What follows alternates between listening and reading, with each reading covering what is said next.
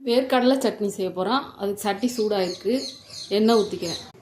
எண்ணெய் சூடாகிடுச்சு. காஞ்ச மிளகா 6 வச்சுருக்கேன், அதை சேர்த்துக்கிறேன். பூண்டு பெரிய பல்லு 2 வச்சுருக்கேன், அதையும் சேர்த்துக்கிறேன். புளி ஒரு சின்ன துண்டு வச்சுருக்கேன், அதையும் சேர்த்துக்கிறேன். வறுத்துக்குவோம். வறுபட்டுருச்சு. அடுப்பு ஆஃப் பண்ணிக்கிறேன். கடலைப்பருப்பு வறுத்துட்டு தோல் எடுத்து வச்சுருக்கேன், சுத்தம் பண்ணி. அதை போட்டு அடுப்பு ஆஃப் பண்ணிட்டேன். சும்மா அந்த எண்ணெயில் ஒரு 2 கிண்டு கிண்டிக்கிறேன். எடுத்து ஆற வச்சுக்குவோம். ஆறிட்டு மிக்ஸி ஜாரில் எடுத்துக்கிட்டேன். அதோட தேங்காய் ஒரு சின்ன கப் அளவு திருவி வச்சுருக்கேன், அதையும் எடுத்துக்கிறேன். உப்பு சேர்த்து அரைச்சிக்குவோம். கொரகொரப்பாக, ரொம்ப நைஸாக அரைச்சிடக்கூடாது, கொரகொரப்பாக அரைச்சிக்குவோம். இந்தளவுக்கு அரைச்சிக்கணும். ரொம்பவும் கொரகொரப்பாக இல்லாமல் ரொம்ப நைஸாக அரைச்சா டேஸ்ட் நல்லா இருக்காது, விழுன்னு போயிடும்.